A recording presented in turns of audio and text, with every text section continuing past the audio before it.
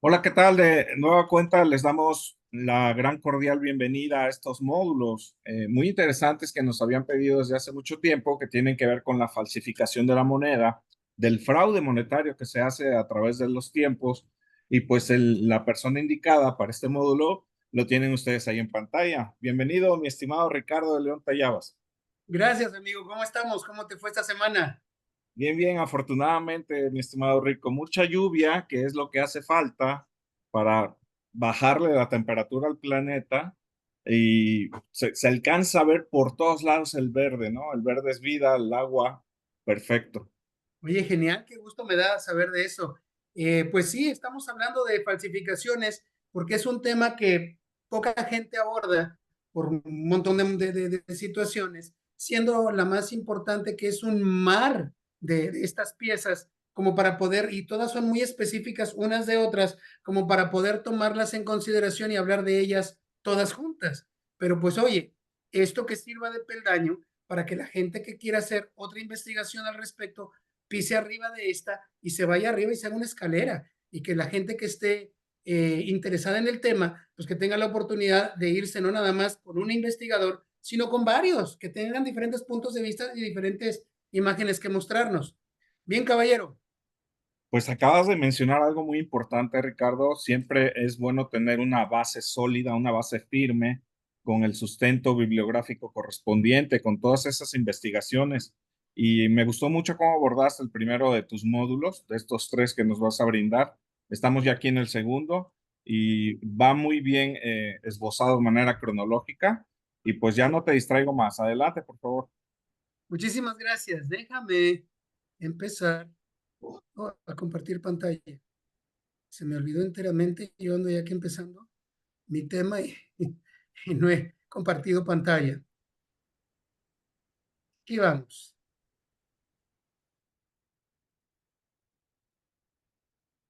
Ah, ahí vamos. Perfecto. Bueno, pues vamos con el módulo número 2. Voy a retirar mi imagen para que no aparezca yo y de esa manera se pueda apreciar mejor la presentación, que al cabo todo el mundo ya sabe cómo me veo. Bien, estamos en Academia Numismática, un esfuerzo tremendo en llevarles a ustedes, los numismáticos, los coleccionistas de monedas, eh, la mayor parte de la gente que tenemos hoy por hoy viva y con ganas de compartir lo que saben, autores de mucha valía, pues aquí andamos en el esfuerzo. Vamos a continuar con las falsificaciones. El tema pasado estuvimos abordando las falsificaciones en la época colonial, cómo fue que se hicieron algunas en la época, cómo son algunas hechas hoy por alguna gente boba que trata de sorprender. Estuvimos hablando también de cómo se hizo o se intentó hacer una casa de graduación en México y hablamos también de por qué es imposible hacer una casa de graduación en México, porque nunca vas a encontrar ocho o nueve personas capaces metidos dentro de un edificio en una misma ciudad y que se dediquen por horas a andar graduando monedas. Muy bien, aquí vamos a empezar con un tema muy escabroso. Aquí se habla de que compres siempre el libro antes que la moneda. Esa es una máxima numismática absolutamente imposible de negar. Pero ¿qué pasa si alguien pervierte al libro y ese es el libro que usas como referencia? A nadie se nos había ocurrido, te lo juro que a nadie se nos había ocurrido hasta que esto sucedió, hará cosa de unos 4 o 5 años. Y de eso es de lo que vamos a estar hablando justamente ahora. Vamos a hablar de dos falsificadores. Bueno, un falsificador y un tonto, en mi opinión, y con el perdón de todos. Aquí tenemos a dos falsificadores y el bobo que viene después, o el confiado que viene después, lo mencionaremos. Antonio de la Fuente Freire y Miguel Juste. El primero es un bobo, es un tonto por haber confiado en Miguel Juste, que es una persona tan nefasta que su pésima fama lo precede y ha llegado más allá del Océano Atlántico. El señor es español. Los dos son españoles. Ellos son, el primero es Antonio Freire, que es el de la izquierda. El caballero siempre da la cara porque el caballero no tiene nada que esconder. El caballero fue un pobre eh, confiado, quiero creer en la mejor de las explicaciones, y creyó en los decires del tipejo de la derecha, que es Miguel Juste. Este señor siempre se cuida de no tomarle la fotografía de su cara porque está tan avergonzado y debe tantas el condenado que realmente para lo único que aparece él es en fotografías como esta, que ya te mencionaré de dónde procede, y aparece de espaldas. Muy bien, vamos a ver quiénes son. José Antonio de la Fuente Freire es un biólogo. El señor tiene dos obras escritas y habla de su tema. El señor debe ser muy bueno porque tiene dos diferentes editoriales que le han publicado libros. Eso me dice que el señor es una persona reconocida en su gremio y que de alguna manera, en un mal día para él, se vio enredado con el tal Miguel Juste. Y Miguel Juste le ha de haber convencido de que escribiera un tema de monedas, y José de la Fuente Freire le ha de haber dicho, pero yo no sé nada del tema. Y le dijo Miguel Juste, tú no te preocupes, yo lo voy a escribir por ti, porque yo soy muy bueno y no, o le dio alguna excusa, no quiero que piense la gente que estoy tratando de venderle cosas que aparezcan en el libro. Si tú lo pones, no suena como que yo estoy haciéndolo y sale mejor. Yo creo que este fue más o menos, en una elucubración bastante lógica, lo que pudo haber sucedido. Y este aquí, que se hizo el libro, un artículo bastante grande que se ha circulado, particularmente en España, sobre los resellos durante la Guerra de Independencia Mexicana. Y ahí está su autor, el pobre ingenuo de José Antonio de la Fuente Freire. Pero vamos a ver por qué estoy yo tan enojado y por qué digo que este libro ha sido pervertido. Cuando veas lo que aquí se ha escrito, vas a soltar la carcajada. Hidalgo hizo un resello, Allende hizo un resello. Y el problema es que Hidalgo desde la tumba hizo el resello, de su propio resello, porque a él lo mataron en 1811, pero él hizo un resello en una moneda mexicana de 1812. Todas estas son hechas en monedas mexicanas o de la Casa de Moneda de México. El señor pervierte la historia porque él mezcla la historia escrita por Prado y le inventa párrafos de sus monstruos de resellos. Esto es pervertir la obra. Esto es lo que un falsificador nato hace, mezclar malo con bueno para que solamente la gente que conoce del tema pueda discernir lo bueno de lo malo. Esta perversión del libro la hizo Miguel Juste, perdón. Miguel Juste y José Antonio Freire fue simplemente una más de sus víctimas por haber hecho este tipo de situaciones. Y contacté yo a todos para hacerles saber sobre esto. Miguel me mandó al demonio, me insultó, me dijo que iba a morirme, que cuando fuera yo a las convenciones en Santo Domingo y en Cartagena ya había comprado gente para darme una paliza, que me iban a dejar paralítico por lo menos del cuello para abajo, y como buen fanfarrón, falsificador, pues no pasa de sus peroratas y de sus amenazas. Como dije en el módulo anterior, los señores son bastante contradictorios, amenazantes, se ponen muy rápido a la defensiva y para lo único que sirven es para hacer bravata y nada más. Muy bien, vamos a analizar esta pieza que aparece en una de sus páginas. Por cierto, yo hice tomé el escrito base y desdeñé en los espacios en blanco al lado de las monedas, yo puse párrafos explicando por qué cada una de sus piezas era falsa. Lo puedes encontrar, se llama Autodefensa de la Numismática Mexicana a las falsificaciones de José Antonio Freire. Con que pongas Autodefensa de la Numismática Mexicana, te debe aparecer en alguno de los grupos el escrito que yo hice y lo puedes utilizar de referencia para evitarte estas cosas y saber qué es lo bueno de lo malo. Muy bien. Acá incluso ni siquiera saben cómo deletrear Chilpancingo en estos, en su perorata de disparates y diatribas. Muy bien. Por principio de cuentas, y como te dije, jamás verás una moneda de la Casa de Moneda de México con un resello. Jamás de los nunca. Cuando ocurre, en mi opinión, ha sido un error. Todos los resellos de Manuel Salcedo de Texas provienen en moneda mexicana y no existe una sola hebra de evidencia en papelería de que esto haya sucedido. Esto te dice que pues es una falsificación moderna y nada más.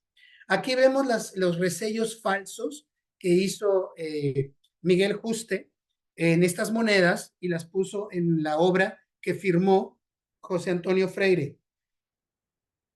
Si volteas la pieza, ves perfectamente la diferencia en el acabado del resello falso de la derecha con el resello original de la izquierda. Eh, para una persona que desconoce de esto, de inmediato puede caer víctima de estas atrocidades numismáticas, estos monstruos numismáticos, enanos numismáticos. Muy bien. Vámonos ahora a hablar de las monedas como las vemos nosotros. Nosotros vemos dos clases de monedas. ¿Cuáles son las dos clases de monedas que ves ahí, Carlos? Las dos casas de moneda. Ahí está. No, clases. ¿Qué Clases, clases de monedas clases, ves? clases. Monedas son 8 reales esas Sí. del ¿Cómo bando las tienes que realista y del bando clasificar? insurgente. Perdóname. Bando realista y bando insurgente. Fenomenal. Eso era lo que yo estaba esperando escuchar. Las de arriba usualmente son tomadas por realistas y las de abajo como insurgentes. Estamos en lo cierto. Sí, sí. Perfecto. Vamos a ver cómo las veían ellos en su época, porque como las veamos nosotros, o las dejemos de ver ahora, no es necesariamente como las vieron en su época. Ahí están tus monedas realistas y ahí están tus monedas insurgentes. Muy bien, Carlos, tienes 10 en numismática. Ya te puedes retirar. Adiós. Pero esta en realidad podría ser tomada también como realista porque dice el nombre del rey. En mi opinión, aun cuando era hecha por el Supremo Congreso americano, pues ahí dice que está hecha a nombre del rey, debería ser también realista, aunque ambos sabemos que esto no es cierto, es un disparate lo que estoy diciendo.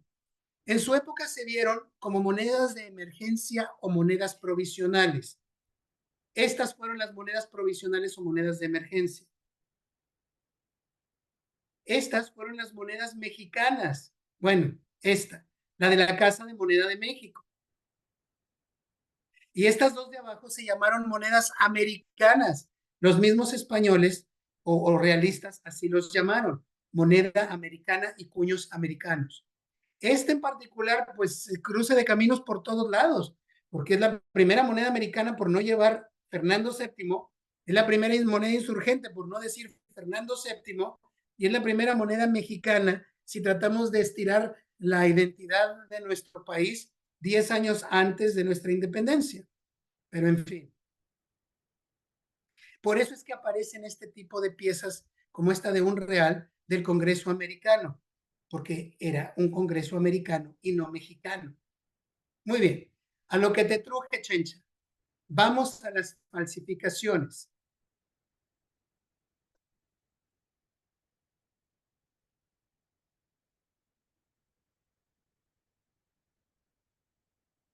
Este señor tiene más perfiles falsos en línea de los que puedes encontrarte. Estos son los 3 que yo le pude encontrar, hará cosa de 4 o 5 años. Este señor ha sido denostado, exhibido y explicado a diestra y a siniestra por un mundo de gentes en España y en México también, en América Latina. Aquí está otro de sus perfiles falsos. Esta fotografía aparece de un periódico de su lugar natal, en Vigo. Este señor está enfrente de un tribunal de justicia porque el señor está ligado con el narcotráfico en su país. Esta fichita está metido por todos lados, en todos los peores lugares sabidos y por haber, tratando de sacar un peso. Aquí habla del pormenor de la noticia, donde el señor está hilado con esto y él y su asociado están enfrentando a la justicia. Les impusieron una multa de 70,000 euros y para no meterlos a la cárcel, por parece ser su primera eh, ofensa o algo por el estilo. Con esta fotografía se hila que el señor es precisamente del que se habla aquí, porque estas guitarras eléctricas que están atrás, el señor las paseó y las parodió por todos lados, diciendo que eran de los Beatles, que eran de Santana, que él las tenía, que él tenía los mejores nexos con toda la gente, etcétera. Y precisamente por haber cacareado un huevo que ni siquiera era cierto, para tratar de venderlas lo más caro posible, es que todo el mundo supo al ver esta fotografía que se trataba justamente de Miguel Juste. Muy bien.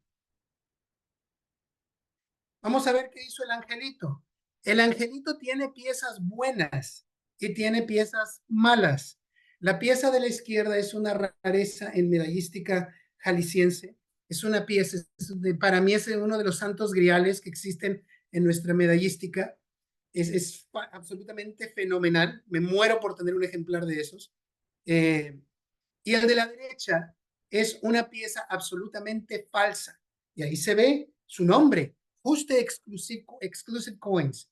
Y este señor ya no existe tampoco con ese nombre porque fue quemado y requemado.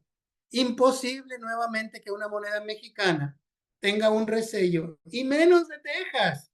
Texas no reselló moneda para nada. Tuvieron un montón de cosas en su guerra de independencia contra España, porque era parte del virreinato de Nueva España, al grado de lo que nosotros tuvimos en Guanajuato, ellos lo tuvieron en Texas, pero desafortunadamente nadie lo menciona nunca, porque para nosotros es una historia de un pedazo de tierra que no era, que no es nuestro ya, y para ellos es una historia de un terreno que no era de ellos entonces. Entonces, desafortunadamente todo esto ha caído en el olvido, pero en fin, moneda de la izquierda correcta, moneda de la derecha absolutamente deformada con dos resellos falsos. Nuevamente, como los falsificadores de la época ponen monedas buenas con monedas malas y las revuelven para ver quién cae.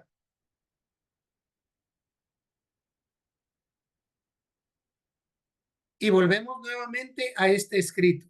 Lo tengo disponible para quien desee adquirirlo. El que yo hice, nunca me gusta pasar el errado porque pueden quedarse con la idea de que ese es el bueno y no es así. Yo te mando este mismo escrito con todas mis anotaciones de la razón de por qué las piezas que él pone o el conocimiento que él pone son falsas. Esta es la carátula que yo le puse al mismo escrito que yo tomé de ellos y le puse justamente Autodefensa de la Numismática Mexicana ante las mentiras de Antonio de la Fuente Freire. Es el mismo escrito. Lo puedes buscar en los grupos porque lo regalé, está en los archivos de todos los grupos que yo pude entrar, y si no lo encuentras en tu grupo, avísame, mándame un mensaje y con mucho gusto yo me encargaré de hacértelo llegar, o pídeselo a Carlos. Yo voy a me voy a asegurar que él tenga una copia. En el peor de los casos, pues tengas tu manera de conseguirlo. Aquí está, una carta explicando justamente me presento primeramente porque nadie es conocido mundialmente en ningún lado, y les explico por qué estoy haciendo eso. Pongo mi correo electrónico y esto es lo que yo pongo. Ahí está en negro el escrito original de Freire, hecho por Miguel Juste, y acá a la derecha, en cuestión de color rojo, son mis anotaciones. ¿Por qué son falsos y por qué el resello es falso o la cuestión histórica es completamente falsa? Esto te lo pongo al alcance de tu mano. Y esto fue lo que me puso Miguel Juste en uno de sus perfiles falsos. Y ahí está mi respuesta.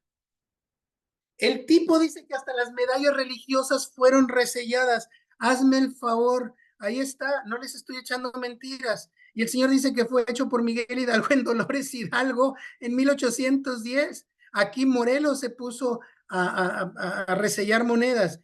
Qué forma tan estúpida de destruir piezas originales con sus resellos falsos. Qué tontería, pero qué tontería, por el amor de Dios.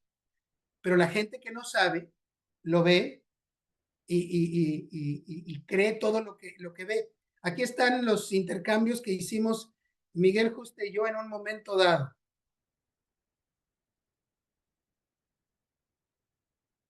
Él habla de desprestigio. Acuérdate lo que yo te dije. Son muy arrogantes y se hacen la víctima. ¿Por qué me haces esto a mí? Yo no te he hecho nada. ¿Por qué vienes a desprestigiarme?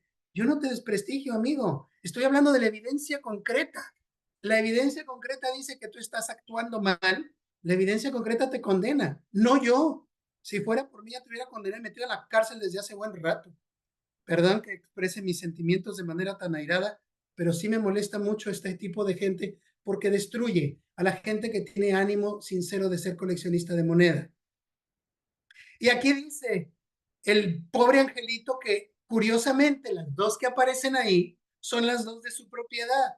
Él las está vendiendo y necesitaba decir, mira, aparecen en este libro que no es mío y te estoy vendiendo estas piezas que sí son mías, que yo le presté al autor para que el autor las pusiera. Y él dice, el autor no conoce mucho de esto. Si el autor no conoce mucho de esto, ¿por qué vas a hacer tú un libro? ¿Con qué razón vas a hacerlo? Aquí el pobre angelito empezó a hacerse la víctima de una manera tan exponencial que dijo que iba a ofrecer 1,000 euros por cada uno, que dijera quién estaba en el complot internacional contra su negocio. De inmediato yo fui y le dije, yo soy uno de ellos, te puedo pasar mi número de cuenta para que me deposites. Excuso decirte que se acordó de toda mi genética, particularmente la materna, por generaciones enteras. El señor es un fanfarrón que trata de hacerse la víctima y trata de conmiserarse solo para que la gente sienta piedad por él. Este es uno de los comentarios que en un grupo español se hacen sobre él. Todo el mundo lo anda denunciando por lo mismo. Vende piezas falsas mezcladas con buenas y es muy arrogante, el tipo es un patán pues desafortunadamente no hay otra cosa en él más que vanidad y deseo de engañar al prójimo. Este es el tipo de gente que tienes que cuidarte y tienes que averiguar, preguntar. ¿Tienes alguna moneda que vas a comprar que de alguna manera alguien te ha dicho, oye, ten cuidado porque puede ser falsa? Tómale una fotografía y exhíbela por todos lados a ver qué te dice. Y aquí está. En época reciente he ido por Just Exclusive Coins, ya no existe en eBay. El señor se ha dado de baja y jura lo que está ahora de otra manera. Siempre está el mismo tigre puesto, con las mismas rayas, pero con andares distintos. Muy bien. Y aquí le pongo yo al señor a decirle que de lo más fermentado que se habla de España es justamente de él y que tiene una fama que cruza los mares. Simplemente se limitó a insultarme y a reírse. No puede decir más. ¿Qué puede decir? Este voto me pareció muy interesante porque es cierto. Vamos a hablar de otro de los falsificadores que en realidad se automenciona como artista del grabado, que en realidad se defiende como una persona que vende copias de monedas originales. El problema es que hay una línea muy fina entre ser falsificador y ser un artista. Y esa línea sucede cuando uno mete sus propios originales en las subastas o las mete a través de otra persona u otra persona mete esas falsificaciones o reproducciones en subastas y son tan buenas que hasta los subastadores las ponen como propias y les dan validez y las venden por decenas de miles de euros. Eh, y este es justamente el caso de Remoneda. Él se apellida Lechuga.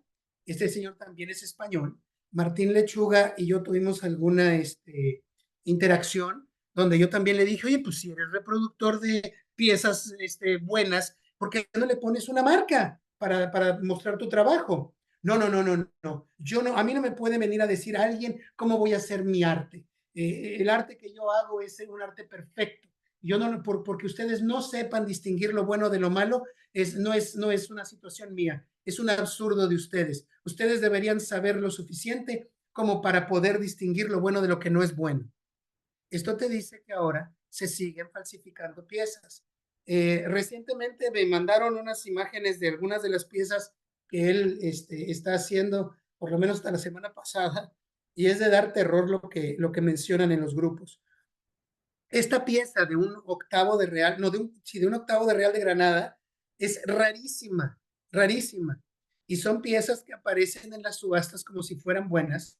Y yo te aseguro que Martín Lechuga sonríe en sus adentros cuando ve esto, porque se da cuenta de que el artista va a engañar a los expertos en esta materia. Y me recordó a un falsificador de pintura holandés, cuyo nombre se me escapa, que empezó a venderles a los alemanes cuando estuvo ocupada el país pinturas de Rembrandt. Y cuando fue liberado de Holanda, fueron hasta su casa, le hicieron un juicio y el señor se defendió diciendo, señores, no tenía yo qué comer y les hice falsificaciones. Dice, pero es imposible que esto sea una falsificación. La voy a hacer ante sus ojos. El señor hizo la falsificación. En 3 días consiguió hacer un cuadro que a los expertos dejó con la boca abierta. Entonces, los falsificadores de todo existen por la necesidad que se tiene o inminente de comer o de vanidad por defraudar y engañar a los expertos. Finalmente, Remoneda, de tener un taller clandestino, tiene ya su propio taller en el centro de Madrid y ahí está el interior de su tienda. No he visitado yo nada de esto, ¿no? Estas imágenes las saqué del internet. Hay en un blog donde le llaman Mi Amigo Martín, en un blog de español, y habla de que visitó su taller de falsificación, perdón, de arte, etcétera, y no se le ocurrió entrevistarlo para preguntarle, oye, ¿no quieres hacerle un punto en algún lado, alguna de tus obras, hacerle alguna marca, muesca o algo para que no defraudes a la gente? Para nada. El problema es cuando, y volvemos al punto, el problema es cuando a este tipo de gente se le da un estrado para que pueda hacer sus falsificaciones. Es como los fanfarrones, los que dicen que son expertos en numismática. Dudo que vas a ver a uno de ellos en la Academia Numismática, porque el autor y administrador de este proyecto tiene, gracias a Dios, una cabeza muy bien centrada arriba de los hombros. En fin, continuamos. Platicamos sobre la guerra de independencia en el módulo pasado. Hemos hablado de uno de los falsificadores, bueno, de dos de los falsificadores de moneda de independencia mexicana, de moneda española, y de cómo se pueden hacer cosas muy acercadas a las cuestiones originales. Estas falsificaciones modernas se hacen para defraudar al coleccionista en las monedas de la época, pues para defraudar a quien las trajera en el bolsillo.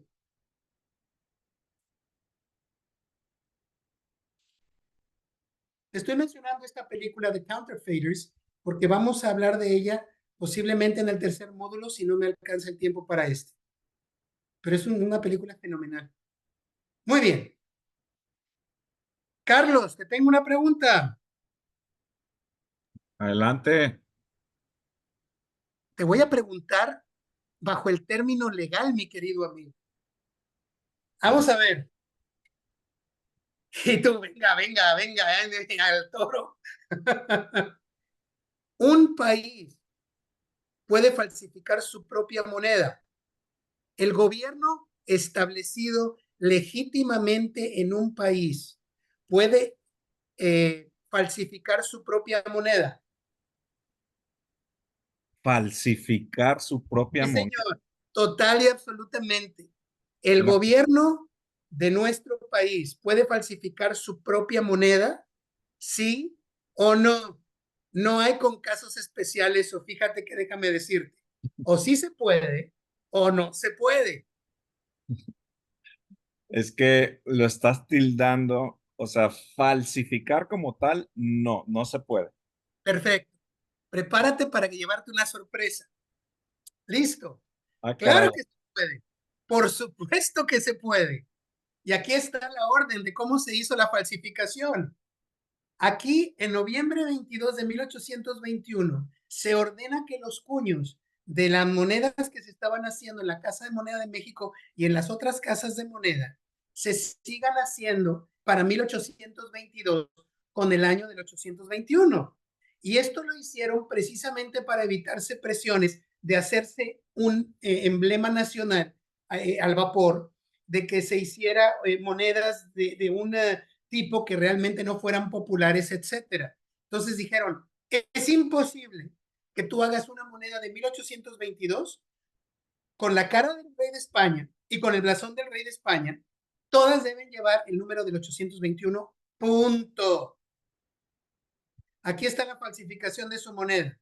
Guanajuato, Durango y Zacatecas hizo moneda a nombre del rey español en 1822 sin tener la autoridad del rey español para hacerla. Tampoco se tenía la autoridad del gobierno de nuestro país o de nuestro imperio para hacerlas. Estas son falsificaciones legales de nuestra moneda. Y tú dirás, pero no es falsificación porque ya había hecho una disposición de que se hicieran monedas iguales con el busto del rey español y la heráldica del rey español. Sí, amigo, pero ahí dice que no se pueden hacer de 1822. Y aquí están 3 piezas por lo menos de 1822. No pongo la de Chihuahua, porque es rarísima y no la tengo en la colección. Pero aquí tienes 3 piezas de 1822 que no deberían existir y que a todas luces son falsificaciones de la moneda española hecha en el año de 1822. De inmediato, todas fueron arregladas para que dijeran 1821 y se arreglara el asunto. Y no lo dije yo, lo dice Carlos María de Bustamante, que fue uno de los liberales más incisivos que pueden existir y que en su momento fue el conservador más conservador que pudo existir, alabando y apoyando al rey español, incluso en una medalla casi lo deja en bancarrota, como él mismo dijo, por halagar al señor, ¿verdad? En fin, y aquí volvemos al punto. La Casa de Moneda de Guadalajara acuñó monedas en 1823 en oro, pero ninguna en 1822.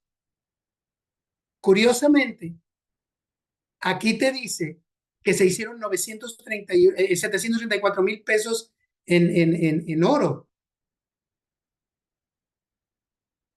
Estas monedas, todas ellas, sí se les pusieron el año de 1821. En 1821 no se hizo ninguna, en el 22 tampoco, en el 23 sí y en el 24 también. Creo que en el 21 sí se alcanzaron a hacer algunas en oro. Por eso es que hay diferencia de bustos, porque era lo que se tenía en un momento dado. Quizás para hablar de un año en particular, a diferencia de otro. No lo sé. Ahí está la Casa de Moneda de Guadalajara y el ensayador FS. Y aquí está la misma GA de Guadalajara. Aquí vemos una moneda de 1821 hecha en 1822. ¿Cómo lo sé? Porque este cuño es particularmente clásico, porque se hizo nada más un solo cuño, donde se alcanza a ver 1821 sobre 1822. Una sobrefecha tiene que ser exactamente al revés. 1821, que fue cuando se hizo el dado, y luego en 1822 se volvió. Esta es la prueba concreta de que lo que les estoy diciendo es correcto. Este era un dado o un cuño de los falsificados por el gobierno mexicano y que fue arreglado para que dejara de ser falsificación, entre comillas, ¿verdad? Y vamos a los puntos. No hubo entre 1822 y 1823 una sola moneda, particularmente el 23, no hay una sola moneda del 23 para Zacatecas, Durango y Guanajuato. En Chihuahua no hubo porque estaba cerrada.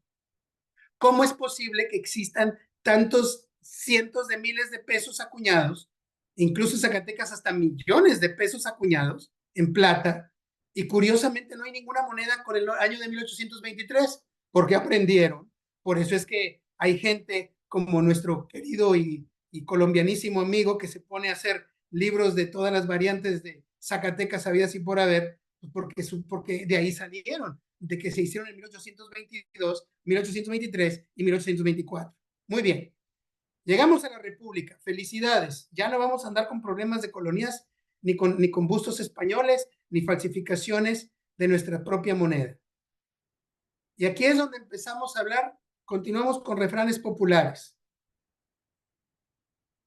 Para no cortar el hilo del diseño y hacer un cambio tan abrupto, luego de los diseños del rey Fernando VII, se hizo este busto de Agustín de Iturbide, que tuvo un águila que llamamos del pollo, del pollito. De ahí se hicieron algunas variantes, luego sale el peso del águila o sol o del gorro frigio, de resplandor, tuvo un águila de perfil en 1823 y 24, En el año del 24, para el mes de octubre, fue cambiado a un águila de frente con un diseño un poco más modernista, de mejor acabado, aunque menos artístico en mi opinión, que resultó ser muy popular.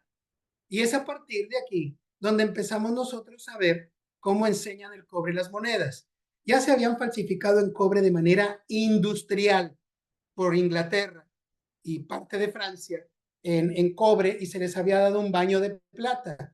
Enseñar el cobre es cuando uno enseña lo falso, lo burdo, lo que no es refinado y que afuera nada más es la pura vista del oropel de plata o de oro que está simplemente haciendo un baño muy por encima de esta pieza para que pueda circular mezclado, perdón, con piezas regulares para para poder defraudar al público de su época. Aquí incluso se ven dos cortes de cancelación de manera longitudinal para que quien fuera a ver la moneda se diera cuenta de que está hecha en cobre y que no la recibiera más. De estas hay un mundo de ellas y son interesantes. Sin embargo, también en la misma época se hicieron piezas en plata baja, en donde incluso había, en lugar de tener plata de 90.27%, tenían plata de 70.27% o incluso de 60%. Y le hacían un acabado muy parecido al original. Aquí vemos una pieza buena y una pieza que no es buena. ¿Cuál es la falsificación de época, Carlos? ¿La de la derecha o la de la izquierda? Para mí la de la izquierda. Y para ti, para todos los que conocemos un poco de estas cosas, te damos la razón. La de la izquierda es un diseño nuevo, y ni siquiera tiene la O de Durango. La suplieron por un punto muy pequeñito. Y las águilas son completamente distintas. Se ve muy caricaturesca. El tipo de tipografía que tiene la pieza de la izquierda difiere mucho de la derecha. Eh, la última eh, conven, con, reunión numismática que tuvo la Sociedad Numismática de México, tuvo Adrián González la oportunidad de hablarnos libros y él mencionó un libro de falsificaciones del cual voy a hacer también yo mención porque es un pilar dentro de estas cuestiones de falsificaciones. Y este señor es justamente Riddell, y Riddell era un médico de profesión, pero era contador también y era muy conocido en el servicio de rentas internas de los Estados Unidos en Nueva York. Y como él había visto muchas monedas, él tenía la experiencia de cuál era falsa y de cuál era buena y las podía detectar con ojo de lince. Entonces le ofrecieron a él que hiciera un catálogo para pues darlo a los demás. Esta es la primera página de Monograph of the Silver Dollar Good and Bad, una monografía del dólar de plata, buenos y malos. Esta obra vale original, cosa de $11,000, pero por $37.50 puedes mandarte a hacer una copia en Amazon, perdóname, en Google Books, y tienes el libro completo. De todas maneras, lo puedes bajar en línea, aun cuando no está completas todas las páginas, puedes bajar una gran parte de estas y hablan de las monedas mexicanas, peruanas, españolas, francesas, holandesas, etcétera. Y aquí vemos algunas de las piezas que él pone en nuestra Casa de Monedas Zacatecas, por ejemplo, y la manera como las puedes distinguir. Unas de ellas tienen 83%, otras tienen 69%, etc. Pero el libro que más me agrada, en mi opinión, es el escrito por esta dama que estás viendo ante tus ojos, Frances Erskine English. Ella es Madame Calderón de la Barca. Ella es la esposa del primer embajador español en México y ella escribió un libro que se llama justamente Life in Mexico, in the Residence of 2 Years on that country, by Madame Calderón de la Barca.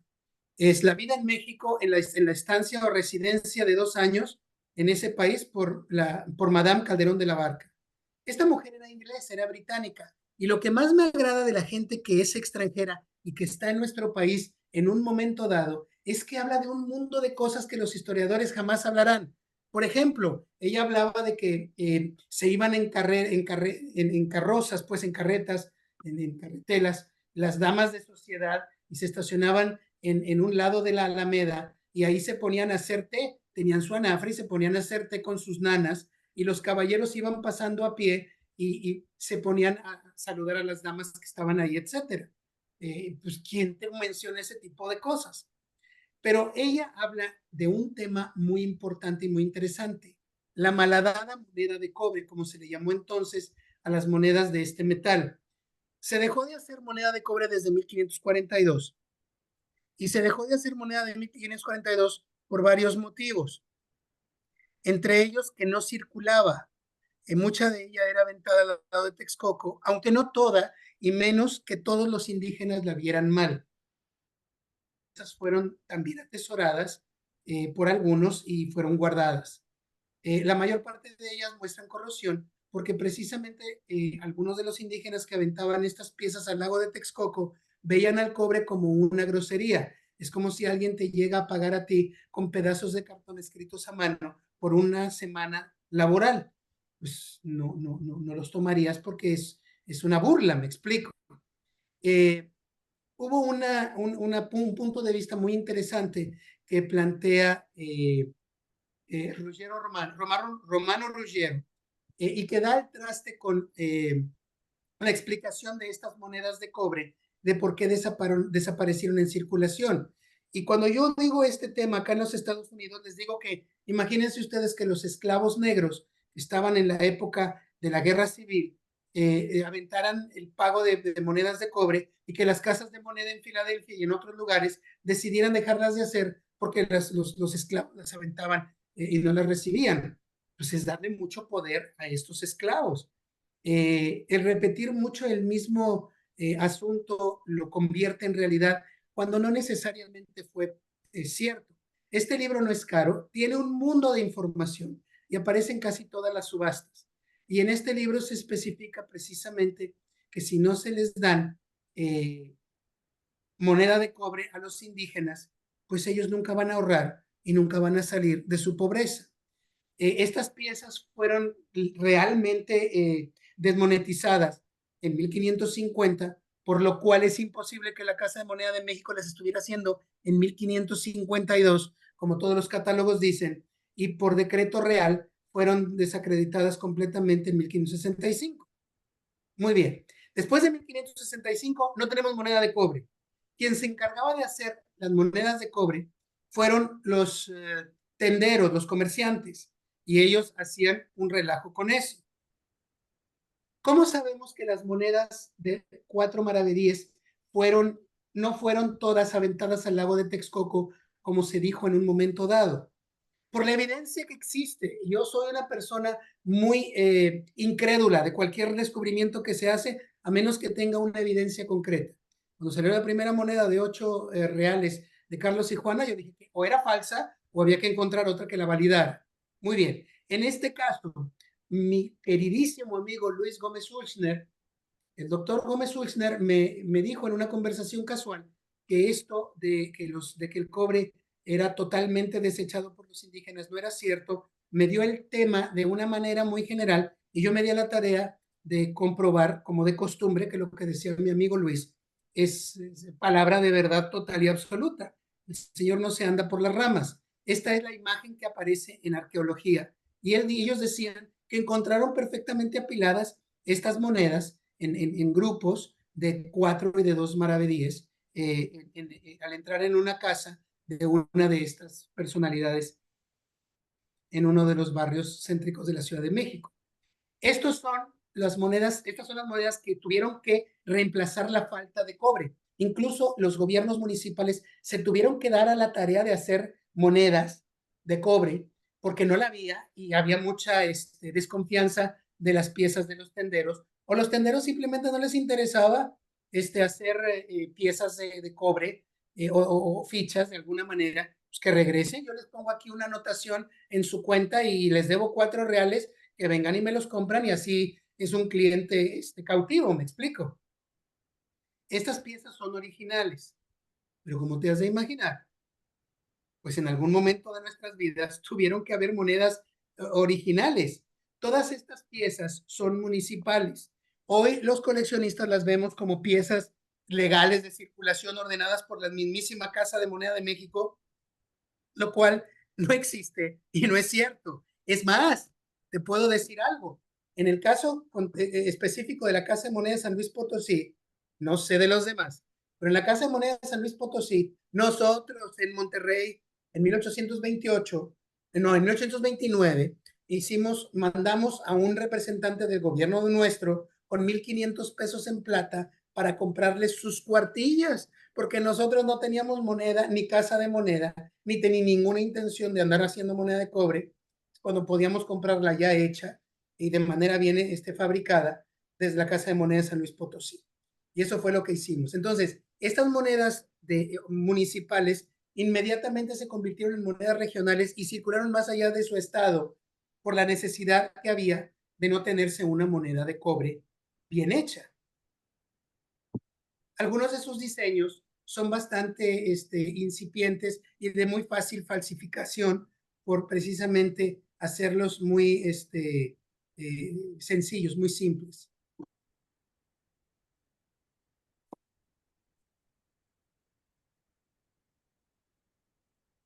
Y aquí empezamos a hablar de cosas. Todos sabemos que en 1829 la Casa de Moneda de México cayó ante la tentación del éxtasis de ser subyugados por hacer moneda de cobre. En 1829 se hacen estas piezas grandes, después se hacen las pequeñas. Te voy a presentar la moneda más extraordinaria que yo tengo en una moneda falsificada. Cuando yo la vi, no pude dejarla pasar y me la vendieron a precio de oro porque ellos pensaron que se trataba de otra cosa. Es esta. ¿Qué encuentras de raro, Carlos, en esta pieza de un cuarto de real? De entrada, la pieza es buena.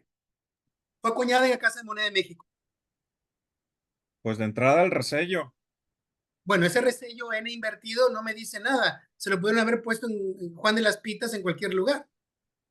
¿Qué tiene de extraordinaria esta pieza? Está muy gastada.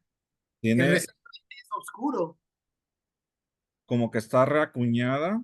Anda, a mí me vendieron esta pieza no como reacuñada, sino como un error de ser acuñada 2 veces.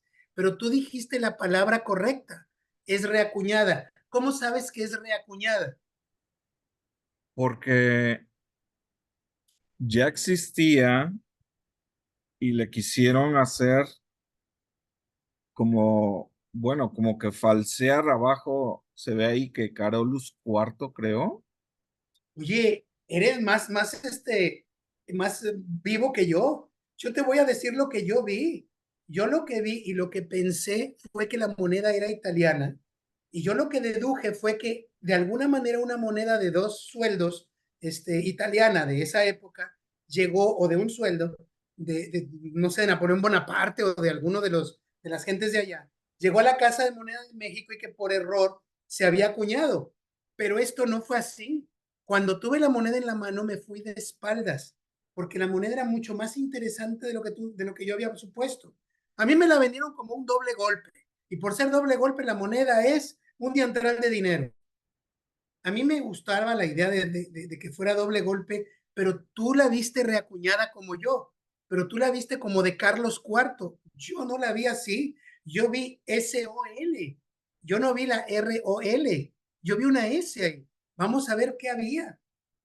De cualquier manera, tú tienes toda la razón del mundo. Ahí aparecen unas letras que no debe llevar, porque en el diseño original no aparecen. Había una moneda acuñada abajo y entonces yo necesitaba hacer una investigación de ver cuál era. Yo vi la SOL y un 2, quizás un 3, pero tú la viste de inmediato, Carlos, un Carolus cuarto. Eso es muy interesante porque habla de una moneda española.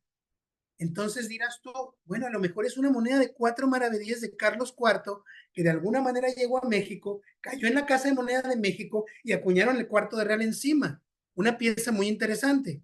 Pues sí, amigo, es muy interesante nuestras teorías, pero no tendría que caber en esta plática. Tendría que caber en, vamos a presumir una moneda interesante, no en falsificaciones. Y en el reverso, tiene otra vez letras que no debe llevar ahí. Y si tú te fijas sobre el lado derecho del águila, tiene como unos cuadros, si los ves. Y esos cuadros tampoco debe llevarlos ahí. Mi primera instancia fue cuando le pusieron la N del otro lado de la cara, pues se grabó el concreto donde se repuso el resello. Pero revisando la moneda, me di cuenta que esto no es el caso. Se trata de una cuestión tan extraordinaria como inaudita. ¿Qué dice ahí? Está sobre el diseño del cuarto de real. No estaba abajo. Mira la letra del lado izquierdo. Está sobre el nopal, no debajo del nopal. Sí. Entonces lo pusieron después. Cuando empecé a ver, dice Deo, pise Deo, in auspice, in autroqui Félix, en auspice Deo. Di con qué era esto y me fui de espaldas. Mira lo que hicieron. Tomaron esta moneda como base para tratar de falsificar un 4 escudos. Ah, Y caray. esto, ah, caray, fue lo que dije yo. Y tiene totalmente sentido, porque son 13,5 gramos de oro contra 14 gramos de cobre. Esta pieza la quisieron revaluar por 256 veces nada más. Entonces, esto te dice que trataban los falsificadores de utilizar los materiales disponibles para poder hacer ellos sus falsificaciones, pero no tenían el trancazo correcto para poderlo hacer, porque el cobre, a diferencia de la plata, es muy duro. Y 4 reales, que sería más o menos el tamaño de esta pieza de 4 escudos, es mucho más cara la inversión como para echarla a perder, ¿me explico? Entonces, es una pieza absolutamente fenomenal. Es una prueba de un falsificador de ver cómo podían hacer una falsificación de un 4 escudos, vete a saber si mexicano o no, pero es una de las monedas más interesantes que yo tengo en mi colección, porque una vez que entiendes lo que pasó con esta pieza, te das cuenta de que no es un doble golpe. Por eso hay que revisar, hay que revisar. Y vamos entonces con las cuartillas de la Casa de Moneda de México. Estas cuartillas de la Casa de Moneda de México fueron descritas en el libro, han de disculpar ustedes, no tengo yo $4,000 para comprarme un original de Madame Calderón de la Barca, eh, y yo tengo una del 2003, y ahí dice en esta página lo que se alcanza a decir acá. Era tan común esto de la falsificación de moneda de cobre que hasta la gente del gobierno estaba metida en esto porque les dejaba pingües ganancias. Es lo mismo que cuando falsificas una moneda de plata, pues tú haces 30 o 40 monedas por mes y esas 30 o 40 monedas te dan un montón de plata en un momento dado porque las mezclas con buenas. Carlos, ¿cuál es la buena y cuál es la mala?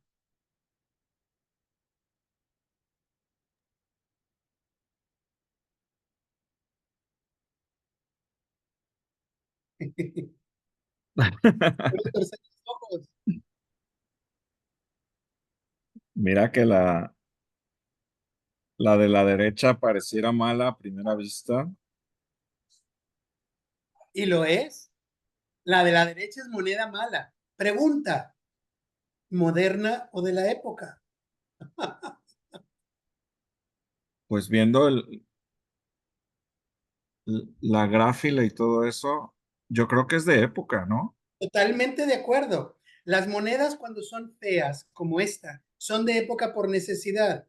No están defraudando al coleccionista, porque el coleccionista de inmediato vería que esta pieza es rara. No, no se ve igual del mismo acabado que la de México. Eh, y se ve incluso el cosplay demasiado fundido cuando las piezas fundidas en la Casa de Moneda de México se obliteraban muy bien por el trancazo que se le daba por la calidad de las prensas que había. Y el reverso te lo dice de manera clara. El diseño del águila es muy malo en la moneda falsa de época. Nosotros los coleccionistas compramos falsas de época o modernas de época bajo el mismo precio, porque además de que no son muy caras, son piezas interesantes que tienen una historia que contar. Carlos, ¿y esta moneda es buena o es mala? Mm, ¿O qué opinas? re- no, yo creo que es mala. ¿De época o moderna? Pues también de época, yo creo. Totalmente de acuerdo contigo, amigo. Aquí está la diferencia. Pero fíjate cómo es muy, muy cercano el diseño ya a una moderna. La MO de la seca está muy mal hecha en la pieza falsa. Y los números del 33 son muy chicos cuando son más grandes en la pieza correcta o regular. Estas piezas son tremendamente comunes. Vámonos a esta de Durango. ¿Cuál es la mala? Curiosamente, tuve oportunidad de encontrar las dos piezas con una mordida, una mordedura la misma área. Me solté la carcajada cuando las vi. Yo creo que la de la izquierda es mala, Totalmente de acuerdo. ¿De época o moderna? de época. Totalmente de acuerdo. Fíjate tú cómo el diseño es completamente dispar. La diferencia es que tienes aquí una buena y una mala para comparar, una enfrente de la otra, pero este no será el caso siempre. Hay que fijarte en las piezas que aparecen en línea, ver cómo son y qué diseño tienen, o preguntar, no tiene de malo. Aquí se ve perfectamente la diferencia entre una pieza buena y una falsificación de época. Miren las piernas al pobre indio en la pieza falsa, se ven muy mal, tiene muy mal acabado. Eh, y este trataba de defraudar al comerciante en su época en una forma inmediata. Muy bien, vámonos a la Ciudad de México. Precisamente por todas estas falsificaciones es que se hace el motín del cobre. Nadie quería el cobre, todo el mundo lo estaba descontando de manera pública. Si la pieza decía un cuartillo, esta iba a ser descontada a la mitad, a un octavo, y el octavo a 16avo, y el 16avo a 32avo. Entonces, ups, para el 17 de enero de 1837 el gobierno de México estaba harto de toda esta situación y lo que hizo fue cancelar todo el cobre de una plumada. No hay cobre circulante, punto. Háganle como puedan o como quieran, punto. Cada quien va a rascarse con sus uñas. Nadie va a acuñar cobre en ninguna casa de moneda establecida en México. Los tenderos sabrán lo que hacen porque no tenemos una legislación y el público sabrá lo que hace porque tampoco tenemos una legislación. Totalmente devaluado el cobre ahora de manera oficial. Sin embargo, en el caso de Hermosillo, se tuvo que devaluar todavía a la mitad de la mitad, porque el tamaño de la moneda era muy mínimo y la gente no lo quería pasar ni siquiera por octavo. Desconfiaban de estas piezas, de las cuartillas de Santoyo, y la devaluaron a un 16avo de real. Carlos, una de estas no es buena. ¿Cuál? La de la que dice Hermosillo con C. Precisamente por eso es imposible que la Casa de Moneda hubiera hecho un Hermosillo con C. Hay muchas piezas que son falsas de época y que las tratan de encajar a precio de oro, creyendo que son producto de la Casa de Moneda de Hermosillo y que de alguna manera esta Casa de Moneda hizo un error, cometió un error en un cuño. Todos los errores de ortografía, de una o de otra manera, son falsificaciones de época. Todos, en lo que se refiere a la moneda de Hermosillo, a las cuartillas de Santoyo de 1832 a 1834. Perdóname, 36. Incluso las hay de 1831, que son absolutamente imposibles de existir porque no había ni siquiera casa de moneda establecida ahí. La casa de moneda estaba en tránsito entre Álamos y Hermosillo. y todavía estaban en cuestiones legales de ver cómo le iban a poner. Entonces, todas las de 1831 también son falsas, sin lugar a dudas, todas. Y llegamos a esta situación. Se hizo un banco de amortización del cobre. Todas las monedas de cobre fueron declaradas sin poder liberatorio ilimitado, y todas iban a ser devaluadas en el 50% y ya nadie más iba a acuñar cobre. Bueno, ¿y qué hacemos con ese cobre? Tiene que llegar a algún lado. Bueno, se inventaron un banco de amortización del cobre en 1837 que funcionó por 7 años, no, 8. En 1845 cierra sus puertas. Entonces lo que hicieron fue recoger las monedas, pagarlas por su valor facial, pero se iban a fundir y se iban a tomar ese metal para hacer monedas de otro tipo de alguna manera. Y este banco de amortización del cobre habla de todas las monedas falsas que habían en circulación. Madame Calderón de la Barca dice, habrán entre 7 y 11 millones de pesos de moneda de cobre en circulación, y de esos más de la mitad tienen que ser falsas, por lo que yo veo en la, en las cuestiones de administración. Y aquí se dice lo inaudito en 1841, que aparecen las monedas de un octavo de real, de peso de 2 adarmes o de 1 adarme, que son monedas grandotas y muy pesadas, que eran imposibles de falsificar porque no iban a dejar ninguna ganancia. Y dice aquí, pues vamos a tener que recibir las monedas buenas y malas para poder deshacernos de todas de un trancazo, porque no tenemos tiempo de andar checando cuáles son buenas y cuáles son malas. Son tantas así las falsas. Y aquí dice cuántas monedas hay de acuerdo a la contabilidad de San Luis Potosí, de Jalisco y de Durango. Hay 4 millones, casi 5 millones de pesos, que las vamos a, que ya fueron devaluadas a la mitad. Entonces, esos casi 5 millones de pesos van a casi 2 millones y medio de pesos. Entonces, tenemos suficiente cantidad de plata para poder amortizar eso o pagarlo, pero vamos a recibir cosas buenas y cosas malas. Y aquí dicen que hay sitios donde no tienen casas de moneda, pero es donde más se está haciendo este intercambio de moneda falsa por moneda buena o por incluso plata. Y se menciona a Oaxaca, Puebla y Veracruz, que es donde estaba el mayor comercio de telares y de cuestiones de importaciones y exportaciones de productos mexicanos. Perdón. Y aquí dice cómo entraban las monedas, en las monedas falsas a la Ciudad de México. Entraban precisamente por estos puntos de canje y de fabricación.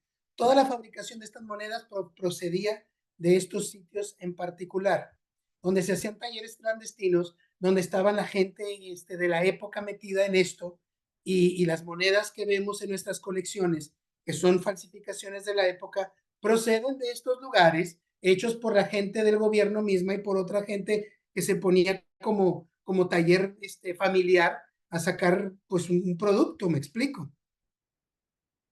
Y aquí empezamos con problemas porque el diario del gobierno hablaba de listas de monederos falsos, pero nunca los metían en la cárcel.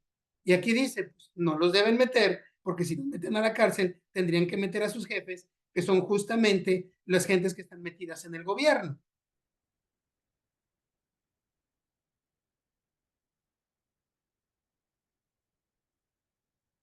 Y aquí empezamos con que sí se llevaron a la cárcel algunos falsificadores.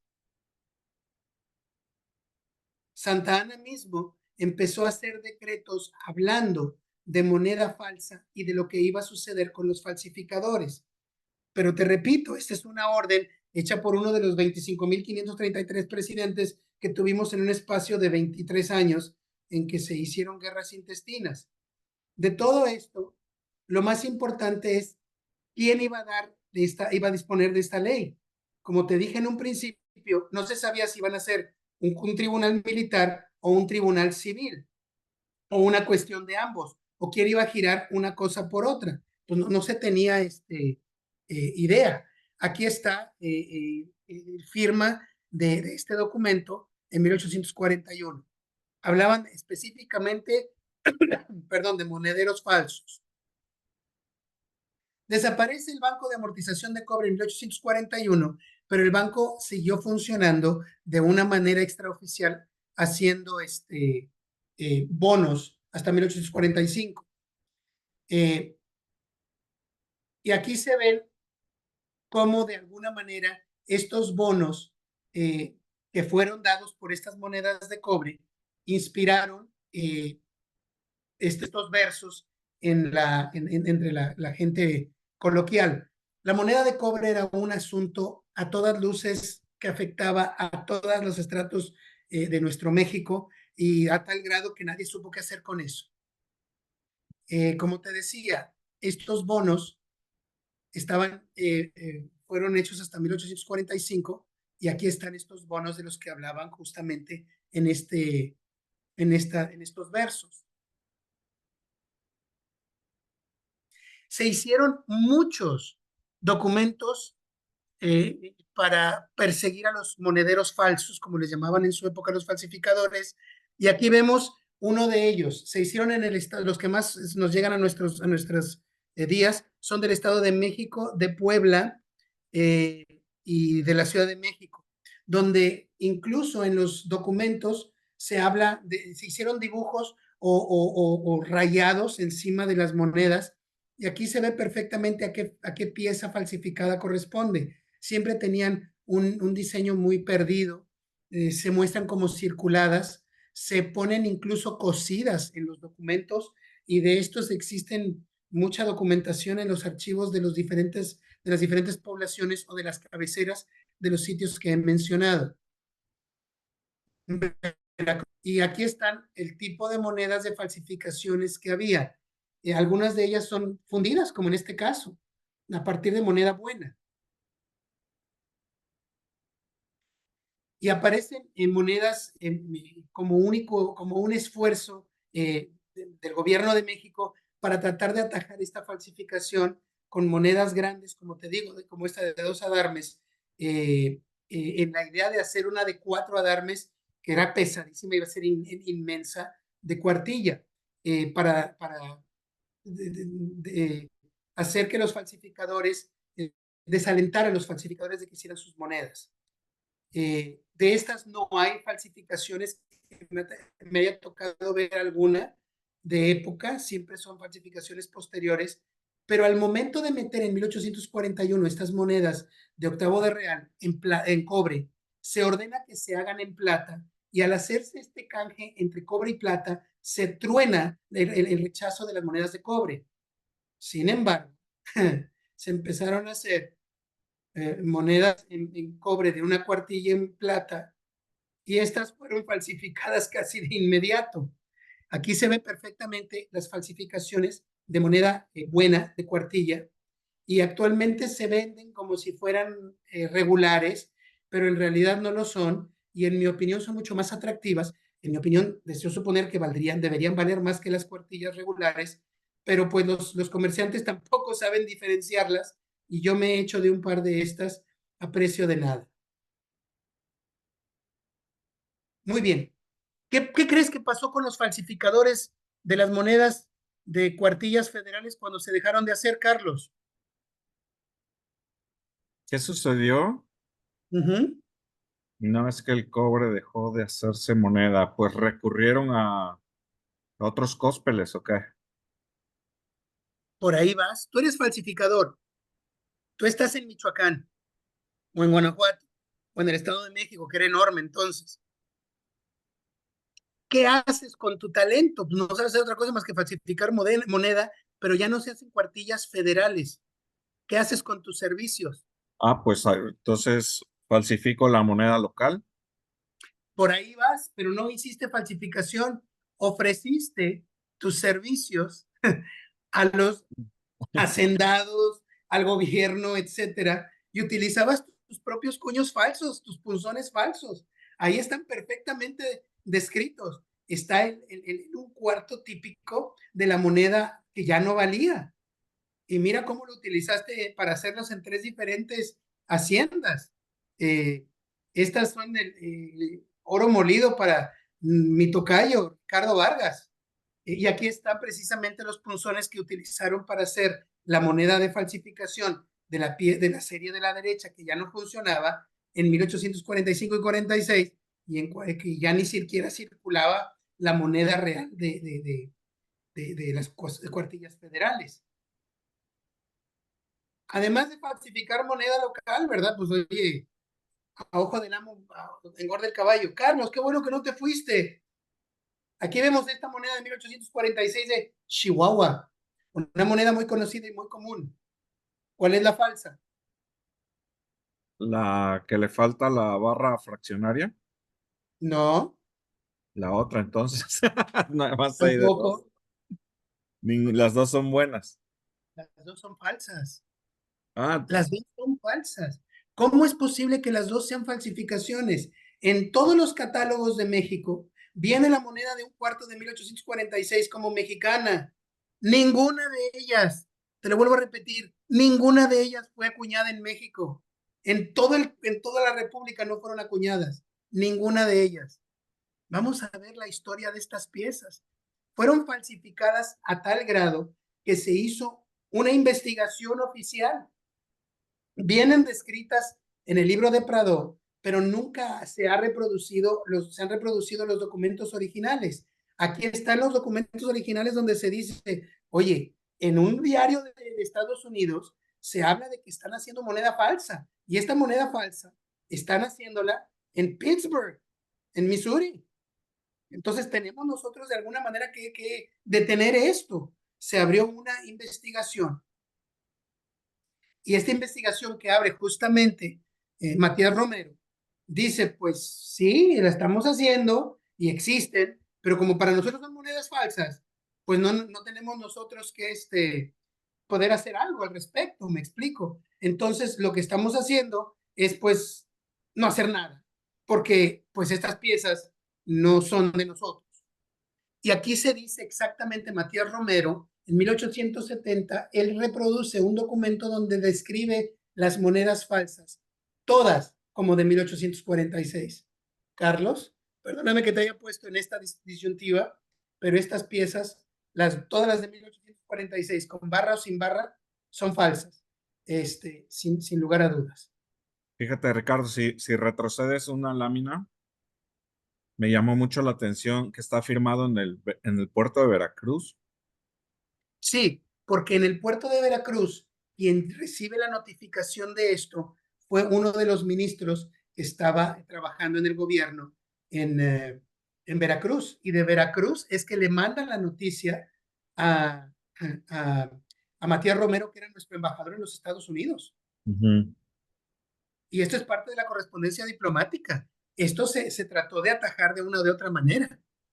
Ok. No, no, no, es muy, muy interesante esta documentación. Gracias. A la orden, amigo, a la orden. Este, bueno, y aquí vimos cómo esta correspondencia, y ahí viene, ¿de dónde yo lo saqué? Viene de la correspondencia de la intervención extranjera del 60 al 68, en el año de 1870, impreso por el gobierno en las páginas 47 y 48, y ahí se cita lo que te estoy diciendo. Afortunadamente, lo que yo te digo no es una cuestión difícil de comprobar. Cuando alguien dice un disparate, yo lo primero que le digo es, por favor, dime de dónde lo sacaste. Nunca van a tener un aval. Es el que dicen del que dice. Muy bien. Y como vemos, entonces todas las monedas de 1846 son falsas. Pero aquí encontré nuevamente una pieza que es muy singular para mí y que se comentó como falsificación de época, o una falsificación quizás moderna, pero tengo yo la certeza de que esta pieza es original. Los dos golpes son buenos. Vaya, uno de ellos hecho en Estados Unidos y el otro en México. Me costó mucho trabajo encontrar esta variante hasta que apareció y me la vendieron a precio de oro porque sabían que yo le estaba buscando. Porque decían la gente que hablaba de una falsificación de esta pieza, me decía Ricardo, todas tienen una estrella de 5 picos, no hay una estrella de 6 picos. Y es imposible que la haya porque usualmente donde aparece esa estrella es en una de las áreas más flojas en todos los diseños por alguna razón. Sin embargo, acá conseguí una falsificación de 1846 con una estrella de 6 picos. Esto avala que la pieza original sí es buena, de falsificada de la época, y que el doble golpe de 1855 es también bueno. Esta es una pieza falsificada, reacuñada de una manera legal para que pudiera funcionar. Esto me abre la puerta de que muchas piezas de estas puedan aparecer con un diseño bajo de ellos que hable de una pieza de 1846. Yo nada más he encontrado esta y eso porque estaba muy desfasada, no porque me había puesto a investigar las demás piezas. Y con esto me voy a terminar este segundo módulo porque ya se nos extendió mucho. Carlos, quedamos a la orden. Muchas gracias, Rick. Siempre enriqueciendo la cultura numismática de un modo muy particular, muy característico tuyo. Es muy didáctico la forma en que lo haces y muy agradable. Siempre he recibido muy buenas opiniones de tus disertaciones. Las haces muy como si uno hubiera estado presencialmente en esos momentos, ¿eh? Muchísimas gracias. Y pues, perdóname que te ponga a ti en el reflector, amigo, pero pues eres el único, el único interlocutor que tengo ahorita de manera visual. Acostumbradísimo a ello, no te preocupes, ¿eh? Yo con todo gusto lo hago y no quiero despedirnos sin antes hacer relación de alguna bibliografía que nos mencionaste. Esto afortunadamente fue rescatado a través de la Sociedad Numismática de México en 1969 a través de estas reimpresiones de bibliografía que realmente resulta importante y que no debemos dejarla en el ya. Y aquí, tal como mencionaba Ricardo, aquí vienen diversas falsificaciones precisamente de J.L. Riddle o Riddell, como en su momento lo expresó Ricardo. Otra más es esta de Ruggiero Romano, monedas, pseudomonedas, circulación monetaria en las economías de México. Muy buena bibliografía a la que hace referencia aquí el catedrático de hoy en turno. Entonces, Ricardo, nos falta un módulo más de estos temas de falsificaciones en la monetaria mexicana. Y pues muchas gracias. A la orden, gracias por poner los libros en físico, porque son libros que no son caros. Quizás el de la Sociedad Numismática de México sí lo sea, porque es una pieza en demanda y es una pieza originalmente rara. Muy Eh, escasa. pero pero yo nunca había visto uno de la Sociedad Numismática de México, ni siquiera lo sabía. Por eso te digo, qué bueno que estamos haciendo estas cosas, que todos aprendemos de todos. Ahí estamos. Muy bien, muy Claro. bien. Y el otro es, como tú dices, relativamente económico, es del Colegio de México.